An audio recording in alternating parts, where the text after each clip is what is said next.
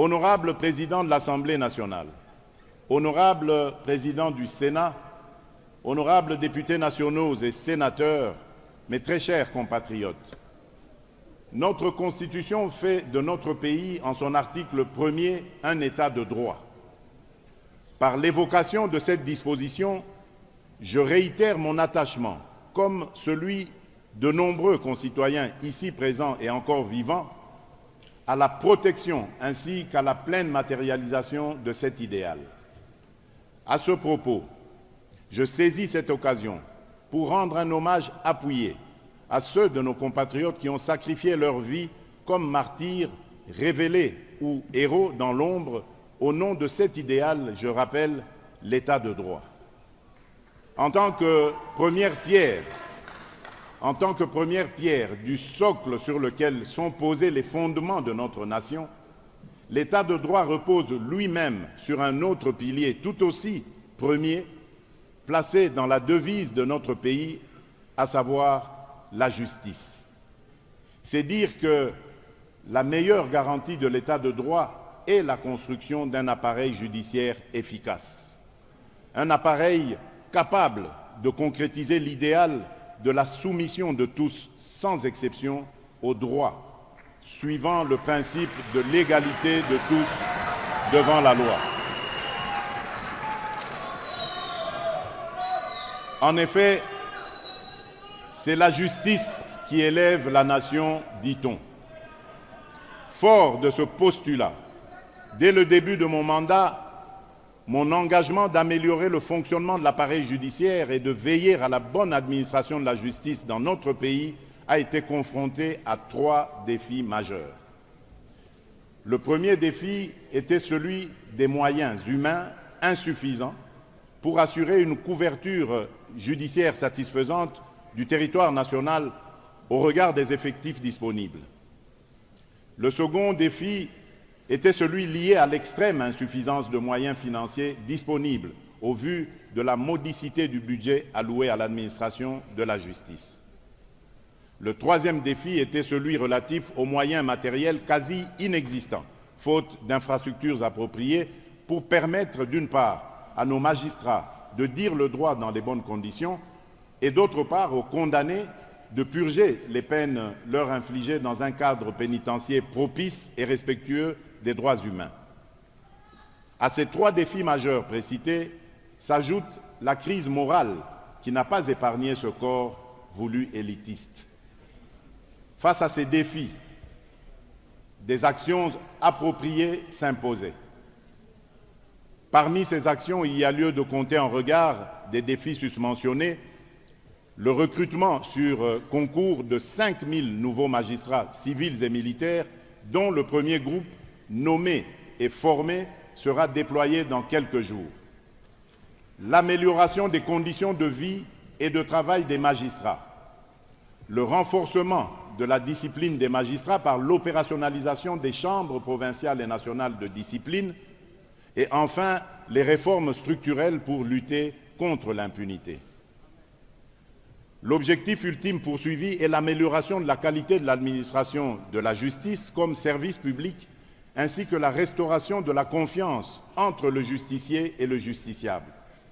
Car il ne suffit pas que le droit soit dit, faut-il encore que nous parvenions tous au constat suivant lequel le droit, alors le bon, a été dit.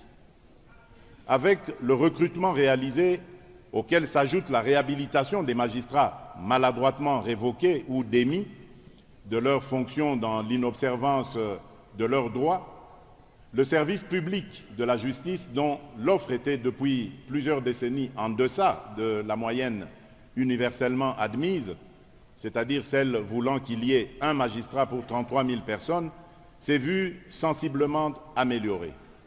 Dans le même ordre d'idées, j'ai signé le 15 août dernier une trentaine d'ordonnances d'organisation judiciaire afin d'insuffler une nouvelle énergie dans la gouvernance de la justice, suivant mon engagement de placer l'homme qu'il faut à la place qu'il faut.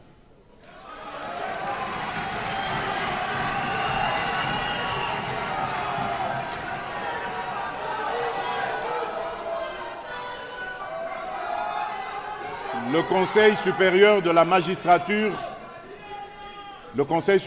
magistrature est donc interpellé dans son management pour la gestion orthodoxe des ressources humaines en déployant équitablement les effectifs dans différents ressorts. Pour ce qui est de l'amélioration des conditions de vie et de travail des magistrats, il s'y est de souligner qu'en s'assurant de la mise en œuvre de l'annexe 2 de la loi organique portant statut des magistrats relative au barème de leur rémunération, des efforts significatifs sont déployés afin que le traitement actuel, qui a connu une amélioration, passe du simple au double dès le prochain exercice budgétaire.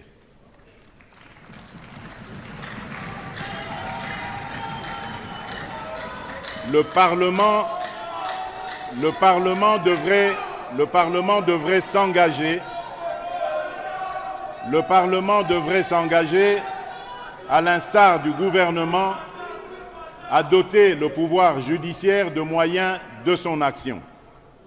J'en appelle aussi à une action concertée entre le gouvernement et le Conseil supérieur de la magistrature afin de finaliser le projet de création de nouveaux tribunaux de grande instance destinés à rapprocher la justice des justiciables. Par ailleurs, en ce qui concerne la discipline des magistrats, il s'y est de constater que les actes ou comportements de certains opérateurs judiciaires ont été constamment décriés par la population. Assez souvent, en ma qualité de garant du fonctionnement régulier des pouvoirs publics, j'en ai appelé à la rationalisation du fonctionnement de l'appareil judiciaire. Cette rationalisation a commandé au Conseil supérieur de la magistrature de veiller notamment à ce que désormais ne soit retenu et proposé lors des mises en place que seuls les meilleurs magistrats, ceux engagés à transformer l'image écornée de la justice et par ricochet à relever le défi de la restauration de la confiance du peuple en la justice. Il va de soi que les brebis galeuses devraient subir des sanctions exemplaires.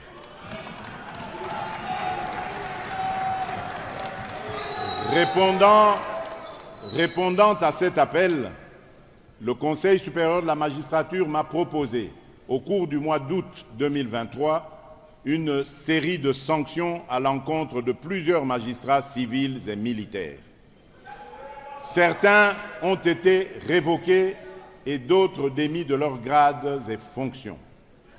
Ces décisions ont touché les magistrats de tous rangs confondus, civils et militaires, du siège comme du parquet, de l'ordre judiciaire comme administratif. Cependant, la sanction ne saurait être efficace si les chambres de discipline peinent encore à fonctionner pleinement faute de moyens. Mon engagement à l'amélioration de l'administration de la justice se matérialise également à travers le programme de construction d'infrastructures pénitentiaires. En effet, la surpopulation carcérale, la sous-alimentation, sinon la malnutrition de nos compatriotes en détention, la vétusté et l'état de délabrement très avancé de nos établissements pénitentiaires hérités de la colonisation sont une des grandes préoccupations du gouvernement. Dans le souci d'y donner une réponse durable, de nouvelles orientations ont été conçues pour assurer une bonne gestion des fonds destinés à l'alimentation. Il s'agit notamment de la détermination des autorités qui interviennent dans la chaîne de livraison et de réception des vivres, des non-vivres, ainsi que des produits pharmaceutiques dans les différentes structures pénitentiaires. À titre illustratif, à la prison centrale de Makala, 11 pavillons sont en cours de réhabilitation. 11 autres nouvelles prisons seront construites dans les tout prochains jours, le dossier y relatif étant déjà bouclé. D'une capacité d'au moins 2500 détenus, ces établissements pénitentiaires seront érigés dans les chefs-lieux d'anciennes provinces, en majorité, sur financement du gouvernement central, pendant que 2 d'entre eux le seront sur base d'un contrat de partenariat public-privé suivant le modèle type de prison moderne, comprenant des espaces destinés à l'apprentissage des métiers et aux travaux des champs. C'est le cas des prisons des provinces du Nord Kivu et du Sud Kivu. À ce jour, 2 prisons sont en cours de réalisation, à savoir une nouvelle prison centrale à Maluku et à Sake au Nord Kivu. Dans le chapitre de la gestion des contentieux en rapport à notre pays, je me félicite des efforts déployés par le gouvernement à travers le ministère de la Justice, avec le concours de mon cabinet, pour assurer un suivi satisfaisant de certains dossiers importants. Au titre des retombées positives, il y a lieu de citer l'arrêt de la Cour internationale de justice relatif à la condamnation de l'Ouganda au paiement échelonné sur 5 ans de 325 millions de dollars américains au profit de la République démocratique du Congo pour les activités armées du dit État à Kisangani en l'an 2000. Ces mêmes efforts ont permis à l'État congolais de récupérer en 2022 des actifs miniers et pétroliers et au Trésor public d'encaisser des fonds considérables, le tout pour une valeur globale estimée en milliards de dollars américains dans le cadre de négociations responsables entamées entre les groupes Ventora, Glencore et Tenke Fungurume Mining. Au chapitre de la lutte contre l'impunité, il convient de signaler également, du point de vue international, la signature d'un mémorandum d'entente avec le procureur de la Cour pénale internationale. En outre, sous la supervision d'un compatriote qui nous fait l'honneur de siéger à la Commission du droit international, la CDI de l'ONU, notre équipe de plénipotentiaires a participé à la conférence diplomatique sur l'adoption d'une convention internationale multilatérale sur la collaboration judiciaire et les enquêtes en matière de crimes internationaux qui s'est tenue à Ljubljana en Slovénie.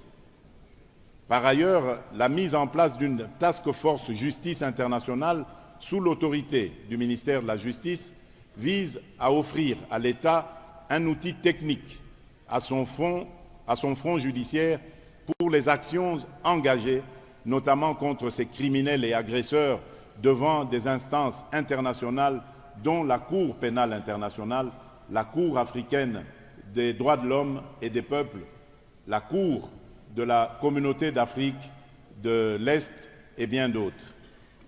Ceci concrétise mon engagement diplomatique exprimé à travers la formule « Rien ne peut être décidé sur le Congo sans le Congo ».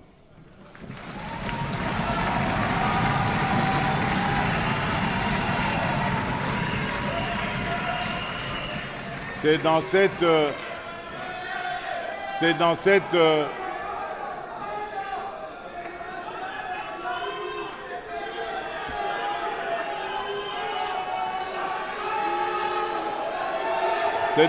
logique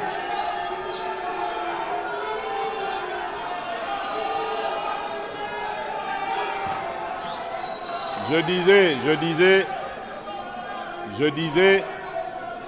disais, ceci concrétise mon engagement diplomatique exprimé à travers la formule « Rien ne peut être décidé sur le Congo sans le Congo ». C'est dans cette logique que la République a apporté son soutien à plusieurs compatriotes qui ont concouru à certaines fonctions internationales, ce qui n'était plus possible depuis plusieurs décennies. Au niveau national, je signale la promulgation en septembre dernier de 2 ordonnances loi, l'une modifiant et complétant le code pénal et l'autre modifiant et complétant le code de procédure pénale, avec un accent particulier sur la question de la prévention et de la répression des violences basées sur le genre, sur le droit à un accompagnement psychosocial et sur la gratuité des frais de procédure désormais à charge du Trésor public.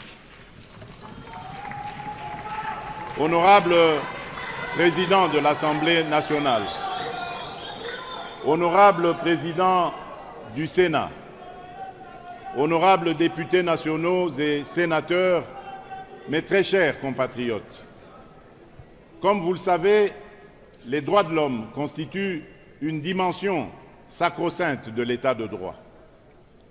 C'est pourquoi des efforts significatifs ont été consentis pour honorer les engagements du pays en la matière, en dépit des nombreux défis auxquels il est confronté, notamment dans les zones en conflit. Au cours des derniers mois, un intérêt particulier a été accordé à la justice transitionnelle et réparatrice. À cet effet, les consultations nationales sur la justice transitionnelle ont pu se tenir dans 14 provinces et la Commission provinciale de vérité, justice et réconciliation du Kasaï central a débuté ses travaux. Dans le souci de lutter efficacement contre l'impunité et rompre définitivement ce sceau, le gouvernement poursuit le plaidoyer visant notamment la création d'un tribunal pénal international pour la République démocratique du Congo, chargé d'élucider les 617 incidents documentés dans le rapport du Haut Commissariat des Nations Unies aux droits de l'homme. Une réflexion est également engagée en vue de faciliter la création d'une cour pénale spéciale ou l'institution au niveau national de chambres mixtes au sein des juridictions ordinaires de l'ordre judiciaire comme alternative. Aussi, une grande réforme a couronné notre engagement dans le cadre de l'implémentation de la justice transitionnelle en général et dans la protection et la réparation des victimes en particulier. En effet, depuis plus de 3 décennies, à la suite des guerres d'agression dont notre pays a fait l'objet, des millions de compatriotes ont été victimes de graves violations du droit international humanitaire et des droits de l'homme, dont les cas les plus emblématiques sont les violences sexuelles utilisées délibérément comme armes de guerre. Les vaillantes victimes survivantes, délaissées et marginalisées ne pouvaient prétendre à aucune réparation. Au contraire, elles se sont vues imposer le silence et contraintes à l'anonymat par crainte de représailles, et ce, à la satisfaction des bourreaux, eux assurés de l'impunité totale. Face à ce tableau sombre, la nation ne pouvait ni ne devait rester indéfiniment impuissante. C'est pourquoi, en marge de mon combat sans répit contre l'impunité des auteurs de ces actes odieux, j'avais pris l'engagement d'assurer une protection aux millions de victimes à travers la mise en œuvre d'un programme de réparation qui permet leur relèvement à la suite de la signature avec l'Organisation des Nations Unies de l'addendum au communiqué conjoint sur les violences sexuelles. Cet addendum me recommande, en ma qualité de champion de l'Union africaine de la masculinité positive,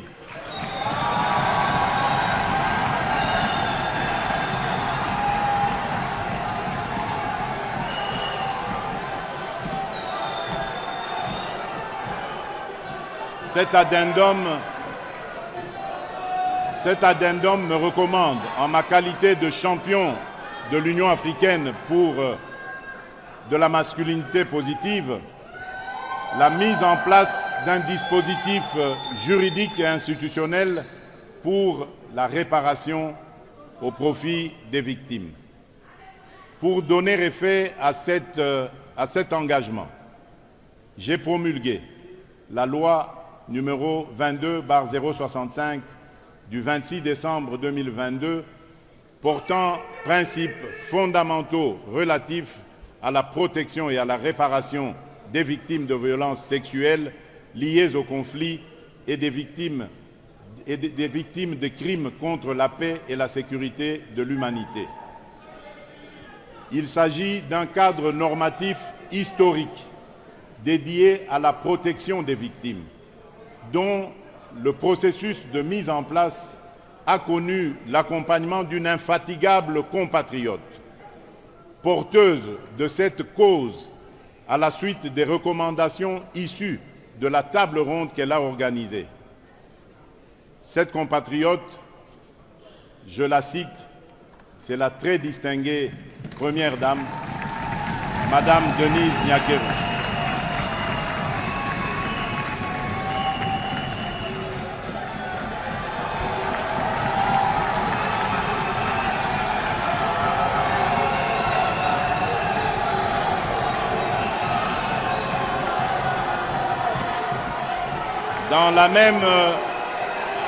Dans la même perspective,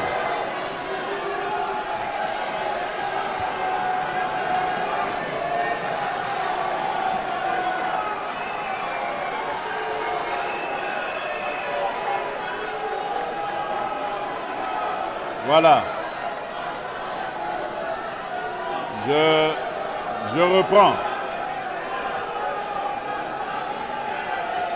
Je reprends. Il s'agit d'un cadre normatif. S'il vous plaît.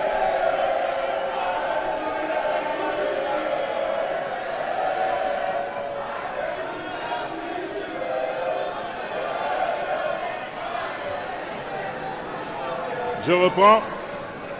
Il s'agit d'un cadre normatif historique dédié à la protection des victimes, dont le processus de mise en place a connu l'accompagnement d'une infatigable compatriote porteuse de cette cause à la suite des recommandations issues de la table ronde qu'elle a organisée. J'ai cité la distinguée Première Dame, Madame Denise Nyakeru Tshisekedi.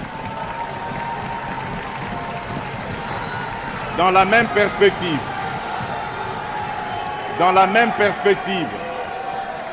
un fonds national de réparation pour les victimes, le FONAREV en sigle, a été créé et placé sous la tutelle du ministère des Droits humains. Il s'agit bien d'une réponse institutionnelle du gouvernement à ce fléau. Ce fonds, dont j'ai signé l'ordonnance portant nomination de ses animateurs, est déjà opérationnel. Pour compléter ce dispositif institutionnel, j'ai récemment nommé les 27 membres de la commission interinstitutionnelle d'aide aux victimes et d'appui aux réformes CIA-VAR. Placée sous mon autorité directe, cette commission est un outil important dans l'accompagnement de la mise en œuvre des programmes et politiques de réparation par le Fonds, ainsi que des réformes sur la justice transitionnelle. Le lancement officiel, sous mon autorité, le 2 août 2023, des commémorations du génocide congolais pour des fins économiques, le Génocost, en mémoire des millions de ces Congolaises et Congolais victimes d'actes de barbarie et de cruauté indescriptibles, a couronné cet engagement spécifique. Pour être plus complet dans la protection et la promotion des droits des groupes vulnérables, j'ai promulgué la loi organique portant protection et promotion des personnes vivant avec handicap et autres personnes vulnérables, ainsi que la loi portant protection et promotion des droits des peuples autochtones. Des mécanismes institutionnels d'implémentation sont en cours d'installation afin de procurer à cette catégorie de nos compatriotes de réelles opportunités pour leur intégration socio-professionnelle. Honorable Président de l'Assemblée nationale, Honorable Président du Sénat, honorables députés nationaux et sénateurs, mes très chers compatriotes, après la chute du monopartisme le 24 avril 1990, le processus de décentralisation constitue aujourd'hui la grande réforme qui affecte sensiblement l'organisation territoriale et administrative de notre pays. À ce jour, la décentralisation est effectivement en cours.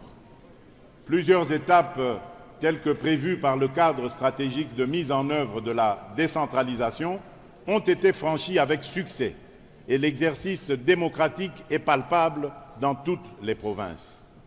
À ce propos, je voudrais saluer l'apport des autres corps constitués de la République engagés aux côtés du gouvernement et renouveler par la même occasion notre ferme engagement de poursuivre tous ensemble et sans relâche le processus de décentralisation en République démocratique du Congo, car il y va de la bonne santé de notre démocratie et de notre développement national durable.